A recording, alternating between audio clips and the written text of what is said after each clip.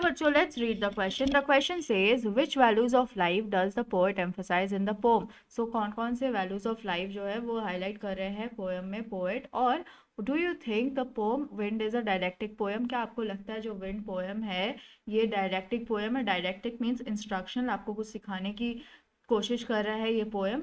What moral value does it preach? और कौन कौन से मॉरल वैल्यू आपको ये सिखा रहा है पोएम. तो क्या की पॉइंट्स हम ध्यान में रखेंगे जब हम इस क्वेश्चन का आंसर लिखेंगे? तो सबसे पहला बात, जो पोएट है वो यूज कर रहे हैं विंड को as a metaphor, as a symbol for life challenges. और जो स्ट्रॉन्ग कंस्ट्रक्शन है वो रिप्रेजेंट कर रहे हैं स्ट्रॉन्ग पीपल को. और वो कहते हैं जो ह्यूमन लाइफ है वो फुल ऑफ चैलेंजेस और हर्डल्स होते हैं. Humans life is full of challenges and hurdles. और जो वीक पीपल होते हैं वो बहुत जल्दी हार मान जाते हैं अनकंडीशनल सर्कमस्टांसेस से. और जो स्ट्रॉन्ग होते हैं वो स्ट्रॉन्गर बन जाते हैं by facing this. So the weak people get defeated by the unconditional circumstances and the strong grow stronger by facing these. अब इस क्वेश्चन का आंसर हम क्या लिख सकते हैं? तो इसका क्वेश्चन का आंसर ये लिख सकते हैं, जो पोएम विंड है वो हमें सिखा रहा है हम ह्यूमन बींग्स को मॉरल लेसन्स. जैसे कि पोएट यूज करते हैं विंड को एक मेटाफोर की तरह, सिंबल की तरह फॉर लाइफ चैलेंजेस. और जो स्ट्रॉन्ग बिल्डिंग्स है वो रिप्रेजेंट कर रहे हैं अनशेकेबल और स्ट्रॉन्ग पीपल को. और पोएट जो है वो यूज कर रहे हैं सिंबल्स और डायरेक्ट स्टेटमेंट्स हाईलाइट करने के लिए कि हमें क्यों ज़रूरत है फिजिकल और मेंटल फिटनेस और साथ ही साथ स्ट्रॉन्ग बिलीव्स के. वो कहते हैं जो लाइफ है वो इजी नहीं होता है, ये फुल ऑफ चैलेंजेस और हर्डल्स होता है. अगर वीक लोग हैं तो वीक और अनहेल्दी जो होते हैं वो कभी ओवरकम नहीं कर पाते कोई भी परेशानी या चैलेंज को. और वो एक्सेप्ट कर लेते हैं कि वो हार मान गए हैं और वो फेल हो गए हैं चुपचाप से. लेकिन जो लोग बहुत करेजियस होते हैं, जिनके पास बहुत हिम्मत होता है, वो डिफीट कर देते हैं. और उनके पास बहुत पावर होता है कि अनफेवरेबल और अनहैप्पी सर्कमस्टांसेस को वो फेस कर सके.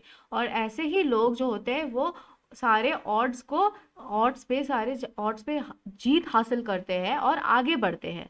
और जो डर होते हैं ना, वो ट्रबल जो होते हैं ना, परेशानियां जो वो डराती है सिर्फ उन्हीं लोगों को जो लोग प्रिपेयर्ड नहीं रखते हैं अपने आप को, ताकि कोई ऐसे अनवेवरिंग और करेज और डिटर्मिनेशन जैसी आपके पास अगर है, आप करेज है, आपके पास निष्ठा है, आप अनशेकेबल है, तभी आपको ट्रबल जो है, परेशानियां जो है वो नहीं डरा पाएंगी.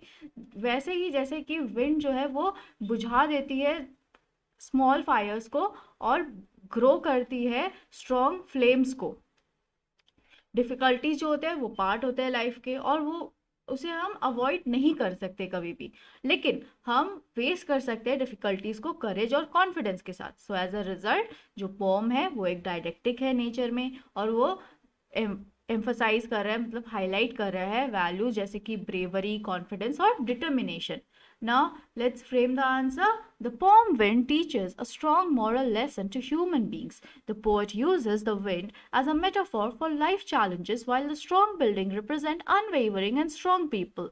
The poet uses both symbols and direct statements to emphasize the need of good physical and mental fitness and a strong desire. Life is not easy.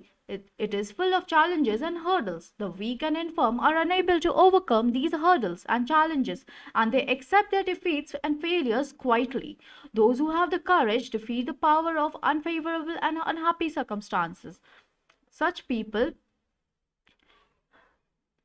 overcome all odds and triumph and move ahead. Travel fear only those who have not prepared themselves with an act of unwavering courage and determination. Just like the wind extinguishes only small fires and grow higher the strong flames, difficulties are a part of life. They cannot be avoided, but they can be met with courage and confidence. As a result, the poet is didactic in nature. The poem is didactic in nature, emphasizing the values of bravery, confidence, and determination. I hope you understood it well. Thank you. Best of luck.